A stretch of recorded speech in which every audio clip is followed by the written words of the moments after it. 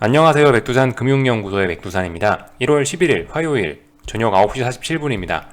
오늘 귀가가 조금 늦었습니다. 그래서 녹화가 좀 늦었네요. 자, 얼른 오늘도 중요한 내용만 살펴보도록 하겠습니다. 일단 미국장이 하락을 일시정지해 놨었죠. 하락을 일시정지한 상황에서 오늘 장이 시작이 된 겁니다. 근데 여전히 혼조한 것 같아요. 오히려 일본, 중국은 하락 마감했고 한국 같은 경우는 그럭저럭 괜찮은 모습 보였던 것 같아요. 코스피 종합은 얼마 안 올랐는데 선물이 그래도 조금 의미있게 올랐죠. 삼성전자와 하이닉스가 강하게 오르면서요. 아무튼 혼조한 모습을 보였다라는 게 현재 아시아장의 모습이고요. 유럽 같은 경우는 뭐가 있는지는 모르겠지만 일단 강하게 상승을 하고 있습니다. 유럽 같은 경우는 잠시 그림을 좀 보고 넘어가자면요, 이런 모습이죠. 독일만 보면 될 것 같은데 지난 급등 장대음봉 이후에 일단 갭상승 출발해 갖고 강한 상승을 뽐내고 있는데, 어쨌든 일반적으로 제가 드릴 수 있는 이야기들, 이런 자리에 대한 어떤 지지력이 의미 있게 테스트가 되려면 이런 갭상승은 좀 별로인 것 같다, 이런 식으로 늘 이야기를 드렸죠. 아무튼 그런 관점에서만 이야기를 좀 드릴게요. 이 좀 신뢰도가 없어 보인다. 다시 이 자리에 한 번 더 내려와가지고 이 자리에 대한 지지력을 다시 한번 테스트해야 이 부근의 어떤 하방 경직성이 만들어졌다, 이 부근의 지지력이 확인됐다라고 이야기할 수 있을 것 같아요. 아직까지 이런 식으로 텀벙텀벙 튀어오른다면은 이렇게 반등시 매도 전략을 쓸 수 있는 찬스만 줄 것이 아닌가 싶은 이런 생각이 일단 드네요. 딱히 어떤 재료도 없고 그냥 기술적인 움직임만 보고 이야기를 한다라고 했을 때 일반적으로 드릴 수 있는 이야기만 한번 해봤습니다. 좀 전에 무슨 이슈가 하나 있긴 있었는데요. 가만 보시면은 라가르드 총재가 연설을 하긴 했어요. 근데 사실 가만히 보면 어떤 특별한 내용을 말하진 않았더라고요. 별거 없었더라고요, 내용이. 요게 그 기사인데, ECB를 믿어라. ECB가 인플레이션을 좀 진정시켜 줄 거다라고 믿어라. ECB 믿어주세요라고 라가르드가 이야기했답니다. 자세히 읽어봤는데 딱히 어떤 우리가 시장에 영향을 미칠 만한 게 그런 건 없어 보였어요. 그래서 아무튼 요거는 그냥 있었다, 이런 일이 있었구나 참고만 하시고요. 요게 별로 시장에 영향을 미친 것 같지는 않아요. 아무튼 저렇게 유럽 주식시장의 급격한 상승에 힘입어서 현재 미국 같은 경우도 이렇게 급격한 급반등, 비교적 강한 상승을 일단 보여주고 있습니다. 물론 지금 밤 9시 50분이기 때문에 지금 이런 움직임은 별로 그렇게 의미는 없을 거라고 생각을 하고 있습니다. 그죠? 아무튼 이런 식으로 분봉을 보시면요, 나스닥 분봉 먼저 보자면 이런 모습이죠. 일단 어제 이 강하게 상승하면서 낙폭 다 되돌리고 옆으로 쭉 기다가 좀 전에 15,650을 장대양봉으로 돌파하고 일단 옆으로 쭉 기어가고 있는 모습입니다. 요런 모습들, 그죠? 아직까지 특별한 일 없어요. 미국 주식시장도 아직까지 개장 전에 어떤 특별한 이런 움직임 없이 조용히 옆으로 기면서 눈치 보고 있다, 요런 움직임을 볼 수가 있겠습니다. 오늘 밤에 이제 잠시 후에 이 라가르드 연설에 이어서 이 파월의장도 연설을 하시거든요. 어디 있더라? 여기 써 있죠. 페드 체어 파월 테스티파이즈 써 있죠. 요게 미국 시간으로 10시니까 아마 거의 개장 때 다 돼가지고 거의 아마 한 밤 11시쯤 돼가지고 이게 있지 않을까 싶은데요. 아무튼 요거에 따라서 좀 시장이 좀 반응을 하지 않을까 싶습니다. 오늘 밤에 제 생각에 요게 중요한 이슈가 될 것 같아요. 이걸 재료로 해서 움직이겠죠. 여기쯤에서 파월의장의 연설을 앞두고 제가 여러분들과 좀 이야기하고 싶은 게 몇 가지가 있긴 있는데, 일단은 올해 지금 이제 1월 11일이죠. 그러니까 2022년이 된 지 11일밖에 안 지나긴 했는데요. 그 사이에 상당히 금융시장이 일단 급격하게 움직임들을 보였습니다. 어떤 측면에서? 대표적으로 금리가요. 일단 금리가 보시면 여기 새해 첫날부터 해서 장대양봉을 빡 뿜어내기 시작하더니 10년물 국채금리가 땡 하자마자 2022년 땡 하자마자 급격히 움직였어요. 급격히 움직여가지고 어떻게 됐냐면은 요렇게 됐죠, 그죠? 저기 중요한 자리가 어디예요? 여기 전고점 자리죠. 여기라고 보는 게 아니고 여기를 봐야 되죠. 한 1.75 정도가 대충 중요한 라인을 대충 이야기할게요. 대충 1.75인데 이 자리를 지금 이제 지금 1.75를 테스트하고 있다는 거, 이 점이 굉장히 중요한 점이라고 생각이 됩니다. 아무튼 올해 움직임이 굉장히 급격했다. 특히 금리가 많이 튀었다라는 거. 근데 아무튼 제가 여기서 드리고자 하는 이야기는 이 금리의 움직임이 너무 가파르지 않냐, 너무 좀 급격하지 않냐라는 생각이 좀 들긴 들어요. 물론 그럴 수도 있죠. 그럴 수도 있어요. 저는 이런 움직임이 급격하지만 여기에 어떤 정당성을 부여할 만한 그런 재료는 있다라고 생각해요. 왜냐면 솔직히 그 인플레이션이 굉장히 심각한 건 우리 모두 알고 있지만 그동안 금융시장의 반응이 수렴형이었지 않냐.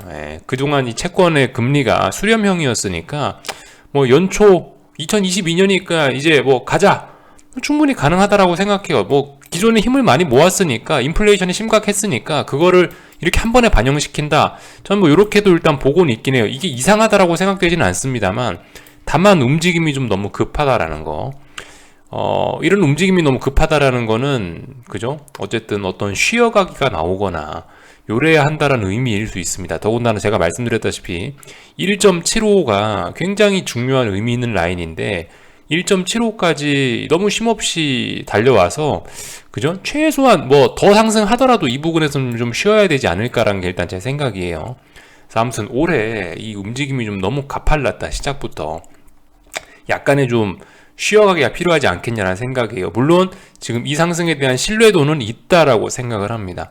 그래서 여기 1.75를 일단 돌파 한착을 한번 했다가 지금 좀 밀리고 있기 때문에 이 10년물 국채금리 같은 경우는 앞으로 더 올라갈 수 있을 거다, 앞으로 레벨업을 할 수 있다, 이 범위까지 충분히 더 올라올 수 있다라고 일단 보는 게 맞긴 맞을 것 같아요. 그래서 이런 점들을 일단 보긴 봤고요. 그리고 주식시장은 어땠습니까? 올해 땡 하자마자부터 여기 이 양봉이 여기 이게 나스닥 일봉인데요. 나스닥 같은 경우 여기 요 일봉부터 해갖고 땡 하자마자부터 계속 빠졌죠. 근데 이게 비교적 움직임이 좀 가팔랐긴 했죠. 이거 일봉으로 여기 선물 이런 걸 보시면은, 그죠? 볼린저 밴드 하단까지 째고 있잖아요. 그러니까 상당히 좀 급격한 움직임이 나오긴 나온 겁니다. 연초에요. 연초에 굉장히 급격한 움직임들이 나왔어요. 연초에 별로 급격하지 않았던 건 환율은 뭐 솔직히 달러 인덱스는 별로 급격하게 움직이지 않았습니다. 지금 그래서 무슨 얘기 하다가 갑자기 이런 걸 체크하냐면은 오늘 밤 파월의장의 연설이 있잖아요. 오늘 밤 파월의장의 연설이 있으니까 연설을 앞두고 우리가 생각해 봐야 될 점, 분명히 파월의장이 무슨 이야기를 하겠습니까? 뭐 인플레이션이나 통화정책에 관련된 이야기를 할 텐데요. 이 금리에 관련된 이야기를 할 텐데, 일단 제가 생각하는 거 첫 번째는 파월의장의 연설을 앞두고 너무 이 금리의 움직임이 좀 급격하지 않았냐. 그렇다면은 일단 파월의장이 뭔가 연설을 하고 나서 얘가 이미 오랫동안 달려왔기 때문에 이 좀 쉬어가려고 하지 않을까라는 일단 그런 생각. 파월의장의 연설이 이미 여기에 선반영 돼 있을지 모르겠다라는 그런 생각을 일단 하나 해보고 있어요.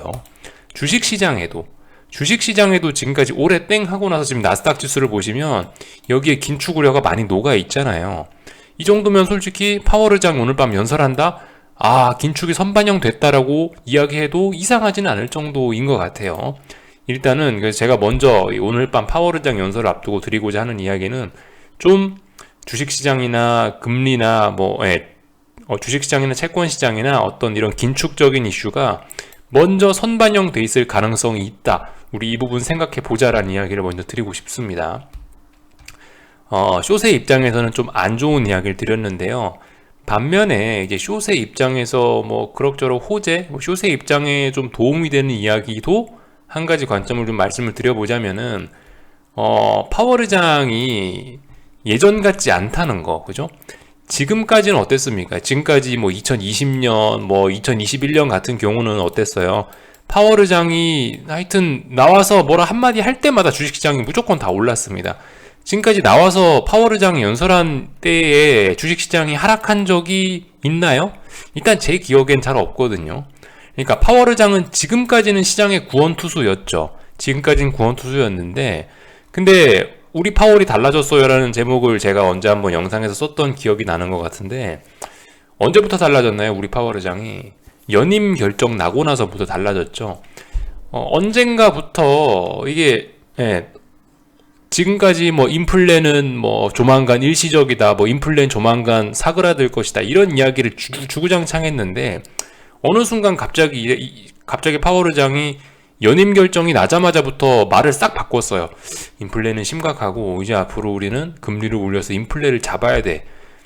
바이든하고 그 희망사항이 바이든하고 그 이해관계가 잘 맞아 떨어진 거죠. 바이든은 인플레 우려하면서 자기 지지율 떨어지니까 인플레를 잡아야 되는 입장이었고, 파월 의장은 이제 바이든 마음에 들어가지고 한 번 더 해먹고 싶었던 거고.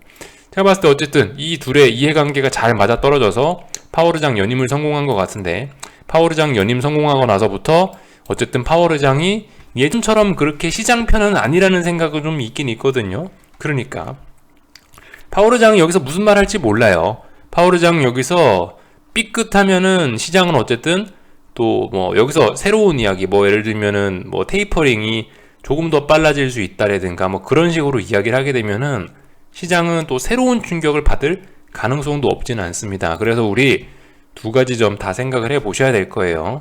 자, 한 가지는 방금 말씀드렸던 거, 어떤 이미 연초부터 해서 금융시장이 너무 급격한 움직임을 보여서 이 모든 것들이 파월 의장 연설이 이미 선반영돼 있어서 오히려 증시가 반등하고 금리가 좀 떨어질 가능성. 또 하나는 이제 파월 의장의 연설 내용에서 전혀 지금까지 우리가 듣도 보도 못한, 상상해도 없었던 뭔가 쇼킹한 발언을 해서 금융시장이 다시 한번 재충격을 받을 가능성, 두 개 다 생각을 해 놓으셔야 되겠습니다. 그래서 파월 의장 연설 내용 잘 들어보고 반응을 하는 게 맞을 거라고 생각이 돼요. 자, 그래서 미국 주식시장 내용을 조금 오늘 밤에 무슨 일이 있을 거냐 라는 거를 일단 좀 기술적인 관점에서 간단하게 짚고 넘어가자면 뭐겠습니까? 지금 뭐 분위기상 S&P는 오늘 밤에 뭐 어떻게 보면 4,700을 테스트할 가능성도 있어는 보이네요. 그죠? 지금 4,670이니까 장중에 한 1%쯤 올라갔고 4,700 테스트 안 한다는 보장 없죠. 4,700 테스트 할 수도 있죠. 또 그리고 여러분들 기억하시다시피 어젯밤에 너무 미국 주식시장이 장중에 크게 급락을 했었기 때문에 여기에 대한 반발 이런 것도 나올 수 있단 말이죠. 그래서 오늘 밤에 4,700 재차 테스트 가능합니다.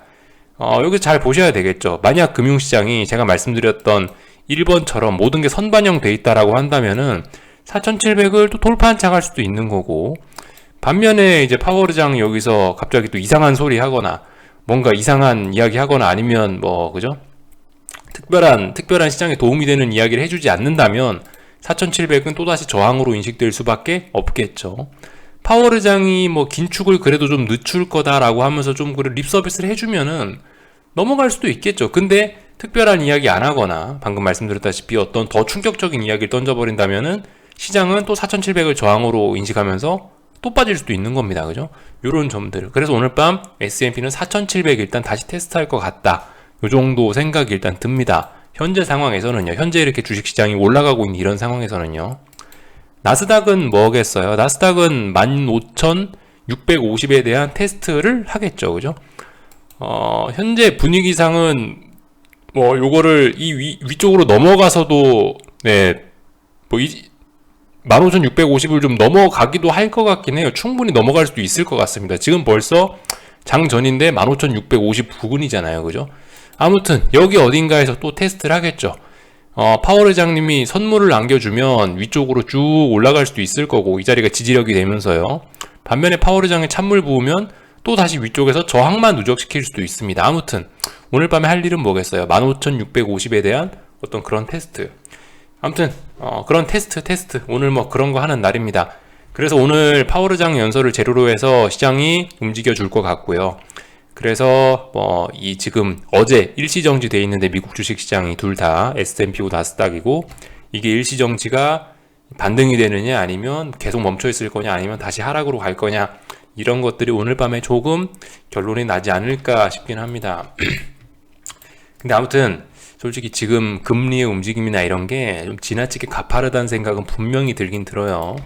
이런 것들 그죠? 이게 10년물 국채 선물인데 좀 솔직히 좀 5일선과 볼린저 밴드 사이를 타고 가야 되는데 계속 볼린저 밴드를 째고 있거든요. 너무 많이 째긴 너무 많이 쬐어요. 지금까지 금리가 이렇게 올라가면서 채권 가격이 떨어지고 금리가 올라가면서 주식시장이 긴축우려 하면서 막 급락을 했던 건데 일단 금리의 움직임이 여기서 주춤한다라고 한다면 주식시장이 반등할 수 있지 않을까라는 생각을 일단 베이스로 깔고는 있습니다. 그래서 오늘 밤에 파월의장이 뭐라고 하시는지 이야기를 좀 잘 들어볼 필요가 있긴 할 것 같아요. 아무튼 파월의장이 반드시 시장의 구원자가 될 거라는 그것도 어떤 잘못된 고정관념일 수 있죠. 그죠? 우리 파월의장 달라졌어요. 뭐 이런 식의 이야기를 드렸기 때문에 하여튼 뚜껑 까보자고요. 어떻게 되려나. 그리고 어쨌든 뭐 여러분들 나스닥 같은 경우는 S&P 모르겠는데 나스닥 같은 경우는 싼 고점 혹은 뭐 다중 고점형이 일단 완성이 돼 있는 거 아닙니까? 그죠? 그러니까 기술적으로 일단 별로 건강하진 않아요. 약간 먹구름이 껴있는 상황입니다.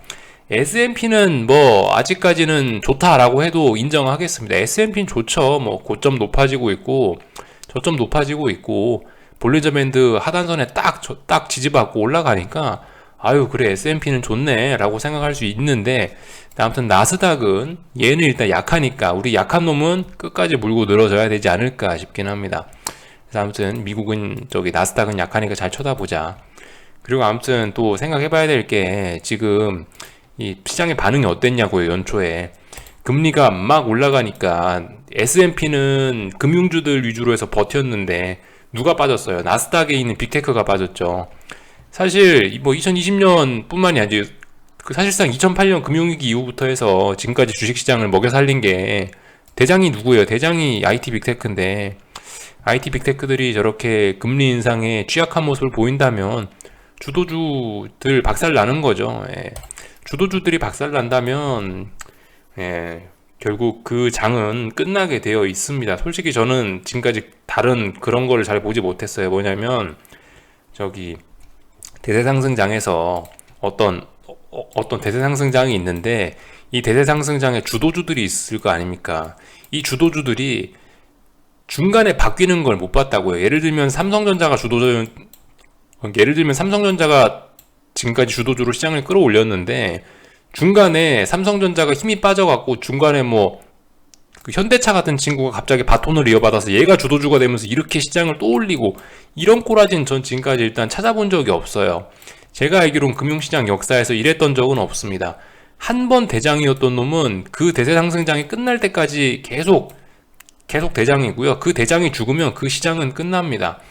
완전히 이제 금융위기나 폭락이 와가지고 아예 이제 다시 밑바닥부터 시장이 다시 완전 리셋이 돼버리면 여기서 또 새로운 주도주가 나타나갖고 새로운 대세 상승장을 이끌고 그렇게 되지. 이게 제가 일단 지금까지 본 사례는 그래요. 중간에 뭐 바톤 터치해갖고 얘가 시장을 끌어올리고, 근데 이런 건 못 보긴 했습니다.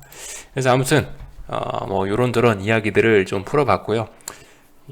한번 스스로들 검증해 보세요. 제 이야기 믿고 그냥 제 이야기를 무작정 듣고 그냥 고개만 끄덕이면 공부가 안 되고요. 제가 했던 이야기들을 여러분들이 직접, 제가 거짓말 할 수도 있는 거 아니에요. 그죠? 제가 거짓말 했나 안 했나 직접 한번 데이터 찾아보시라고요.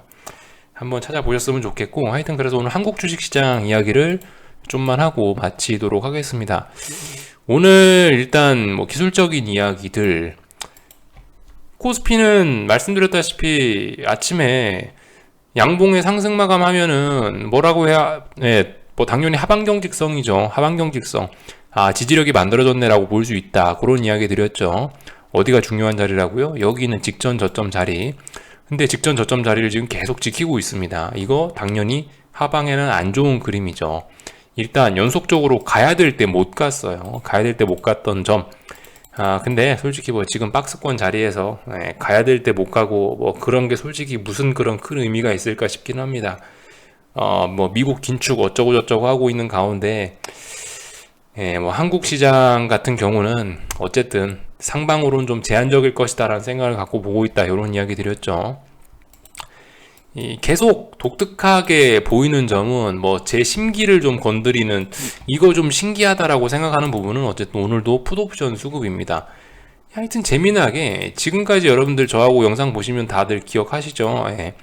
이렇게 장대 음봉이 떨어지는 이런 날들에 개인들이 풋옵션을 몇백억씩 매수를 했었던 거 기억하시죠? 근데 진짜 저도 이런 건 처음 보는데, 이 주식시장이 상승할 때 개인들이 풋옵션을 지금 100억 단위로 이틀 동안 매수하고 있습니다. 요 날 매수했고, 요 날 매수했고. 저도 솔직히 이게 무슨 의미인지 잘 모르겠어요. 저도 말씀드렸다시피 이거 처음 본 거라서요. 이게 어떻게 작용을 할지는 저도 솔직히 잘 이해가 되지는 않습니다. 근데 좀 예전과 어쨌든 분명히 이런 풋옵션 수급들이 좀 달라 보이는 거는, 이게 오늘도 저런 수급이 나오는 게 보면은 어떤 그냥 특정 큰 손들의 간 큰 베팅 정도가 아닐까라는 생각이 들어요. 그러니까 이런 풋옵션 베팅 이런 것들이 전반적인 시장 분위기가 좋아갖고, 전반적으로 개인들이 진짜 하방 베팅을 하는 목적으로, 이게 시장의 모든 참가자들이 하방을 봐서 이렇게 96억이라는 숫자가 나온 게 아니고, 몇몇 어떤 그죠 큰 손들의 움직임들이 저렇게 좀 시장 수급을 좀 왜곡시키는 게 아닌가, 이런 식으로 좀 보고 있다라는 점이죠. 예를 들면 요즘 계속 움직임들이 이래요. 그러니까 지금까지 개인들이 요렇게 동그라미 친 이런 날들에 개인들이 풋옵션을 이렇게 뭐 몇백억 지르는 날들을 보면은 보통 이제 원웨이 하락장이죠. 그죠? 원웨이 하락장. 뭐 분봉들 5분봉 이런 걸 보면 선물은 이렇게 계속 쭉쭉쭉쭉 떨어지고요. 이 와중에 풋옵션 수급은 개인들은 계속 천천히 요런 식으로 풋옵션을 누적시켜 나갑니다. 요렇게 해서 장 마감하고 보니까 풋옵션이 뭐 개인들 100억 순매수 요런 식으로 숫자가 찍혀 있는 건데, 최근 같은 경우는 어쨌든 보시면 그죠? 최근 같은 경우는 이래요. 이 특정 시간 만에 갑자기 확 샀다가 옆으로 기다가 확 샀다가, 그러니까 이렇게 확 급격하게 움직이는 거, 이런 걸 보면 몇몇 큰 손들의 어떤 간 큰 베팅이 이렇게 숫자를 왜곡시키고 있는 게 나타나는 게 아니냐. 예. 몇몇 어쨌든 좀 이건 약간 시장 왜곡이 아니냐라는 생각이 좀 들어요. 그래서 이런 거 같은 경우는 일단은 뭐 가볍게 일단 지켜보도록 하겠습니다. 말씀드렸다시피 이게 지금 상승하고 반등하는 와중에 풋옵션이 저렇게 매수가 나오는 거라서 저기다 일단 큰 의미를 부여하기는 좀 어려울 것 같아요. 아무튼 저도 이런 부분은 경험이 없어서 잘 말씀을 못 드리겠어요. 저의 추측을 지금 말씀을 드려본 거고, 왜 그렇게 생각을 했냐, 보시면은 하여튼 특이점이 있어요. 특이점이 대표적으로 요거, 누군가 자꾸 풋옵션 차월물인데요, 2월물인데 2월물 풋옵션 385를 누군가 자꾸 좀 굉장히 많이 사고 있어요. 누군가 굉장히 많이. 그래서 여기에 보시면은 지금 이 미결제가 굉장히 많이 쌓이고 있습니다. 이 물량들이 제가 봤을 땐 여기 있는 개인들 풋옵션 100억의 상당 부분을 좀 차지하고 있다라고 생각을 합니다. 숫자 계산해 보면 몇십억 정도 되거든요. 또 그리고 그 외에 오늘 보시다시피 좀 투기적으로 들어온 이런 물량들이 좀 있는데, 당월물 몇천 계약 정도가 있는데, 이런 건 솔직히 액수도 많이 안 되고, 이런 건 그냥 뭐 단타라고 그냥 뭐 생각이 됩니다. 이런 건 솔직히 더군다나 만기주죠. 만기주의 이런 움직임은 솔직히 뭐 그다지 큰 의미가 있는 금액이고 큰 의미가 있는 그런 움직임이라고 보기는 조금 어려울 것 같다는 생각이에요. 아무튼 그래서 뭐 일단 요즘에 좀 독특한 수급이 나오고 있는데, 완전히 뭐 일단 잘은 모르겠지만 저게 일단 뭐 시장의 분위기를 대변하는 그런 숫자는 아닌 것 같으니까 일단 좀 가볍게 보고 넘어가겠다. 저만의 결론입니다. 저만의 결론. 이게 미래에 나중에 어떻게 작용할 줄 아직 모르는데요. 일단 제가 생각하는 바를 일단 이렇게 말씀을 드렸고요. 그래서 아무튼 오늘 잘 버텨줘서 시장이, 코스피는 뭐 추가 상승을 가능하게 만들어 놓은 뭐 그런 모습이긴 합니다.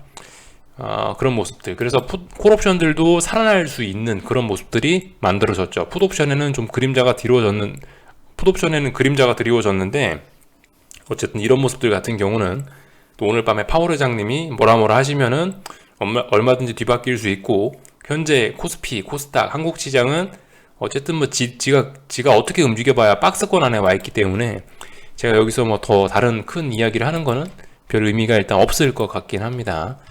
하여튼 삼성전자 하이닉스가 많이 올라갔고 시장이 많이 올랐네요.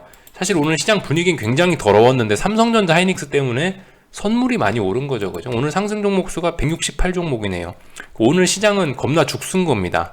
겁나 죽수고 삼성전자 하이닉스만 올랐던 아주 더러운 날이었던 거네요. 그죠? 이런 모습들 참고하시면 될 것 같고, 코스닥 시장 같은 경우는 솔직히 좀 이제 단기 낙폭 과대라고까지 좀 이야기를 해야 될 것 같아요. 조금 좀 개인적으로 좀 불안해졌습니다. 좀 전반적으로 시장을 안 좋게 보고 있는, 하방을 보고 있는 제 입장에서는요, 저렇게 볼린저 밴드를 좀 많이 째고 있다. 더군다나 말씀드렸다시피 어떤 긴축 우려, 파월의장님이 이제 나오시는 저녁인데 오늘 밤이 그날인데 앞두고 그런 이벤트를 앞두고 좀 너무 많이 좀 빠지지 않았냐? 라는 생각이 듭니다. 뭐 어쨌든 간 지금 상황에서 이 코스닥 숏을 추격하는 거는 어쨌든 좀 아닐 것 같다라는 거 반드시 반등을 노리셔야 되겠습니다. 아니면은 뭐 지금 난 이 박스 차라리 나는 이 박스권에서는 모르겠다. 나는 이 박스권이 아예 아래쪽으로 붕괴되면 뭔가를 하겠다라고 생각하시는 그런 전략으로 아예 마음 편히 바꾸시든지요. 솔직히 지금 자리는 좀 어쨌든 잘 모르겠습니다. 지금 자리 제가 봤을 때 추격 어쨌든 이런 거는 절대 볼린저밴드 하단을 째고 있는데 여기서 추격을 하잖아요. 그거 무슨 의미냐? 그럼 3월달처럼 지금 당장 쏟아진다. 그렇게 생각하시는 분은 지금 추격하는 거예요. 그게 아니면은 지금 추격하는 건 솔직히 별 의미가 없을 것 같습니다. 물론 여기서 더 빠질 수도 있죠. 근데 여기서 더 빠지면 이제 작년 3월처럼 가는 거예요. 작년이 아니고 재작년 3월처럼 그런 약간 비이성적인 폭락의 구간으로 가는 겁니다. 그렇게 되면 제가 이야기해드린 어떤 장기적인 추세적인 하락, 그런 금융위기 이런 거는 없어지겠죠. 그냥 엄청난 폭락이 갑자기 쏟아져 나오면서 여기서 만약 더 빠진다면 엄청난 폭락이 나오면서 바로 바로 비이성적인 폭락이 나오면서 지금까지 시장이 지나치게 비쌌던 거에 대한 가격 조정을 완벽하게 맞춰버리고 또다시 주식 매수의 포지션이 또다시 주식 매수를 할 수 있는 그런 타이밍이 또 찾아올 수 있을 거라 생각합니다. 근데 지금 그런 폭락이 나올 때는 아닌 것 같아요. 지금 그런 폭락이 나오기에는 솔직히 좀 풋옵션이나 뭐 원달러 환율 꼬라지나 코스피나 삼성전자 모습이나 그다지 막 준비가 되어 있는 것 같진 않아요. 전반적으로 보면 다들 이평선들이 좀 복잡하게 좀 델델델 꼬여있는 이런 상황이라 아직은 어떤 그렇게 강하게 힘이 쏟아질 그런 때는 아닌 것 같아요. 말씀드렸죠. 그러니까 지금은 어떤 씨 뿌리는 타이밍이지, 지금은 조심스럽게 씨를 뿌려보는 타이밍이지, 지금은 뭐 어떤 결실을 보는 그런 타이밍은 아닌 것 같다라는 이야기 드렸죠. 그런 측면에서 생각해 보시면 될 것 같아요. 아무튼 이게 그 주식이 하루 이틀 하는 게 아니라 장기전이라고 생각하시고 좀 마음 편안하게 좀 접근하셨으면 좋겠습니다.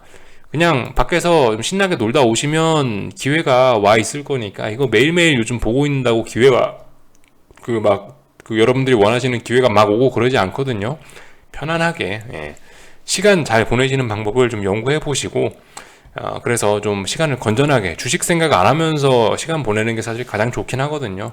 그런 방법을 좀 여러 가지 좀 만들어 놓으시는 게 좋을 것 같습니다. 운동하시거나 강아지하고 산책을 하시거나 다양한 방법들이 있으니까 그렇게 한번 해보시면 좋을 것 같아요. 그래서 일단 여기까지 하도록 하겠습니다. 궁금한 거는 리플 남겨주시고요. 내일 아침에 뵙도록 하겠습니다. 여기서 마칠게요.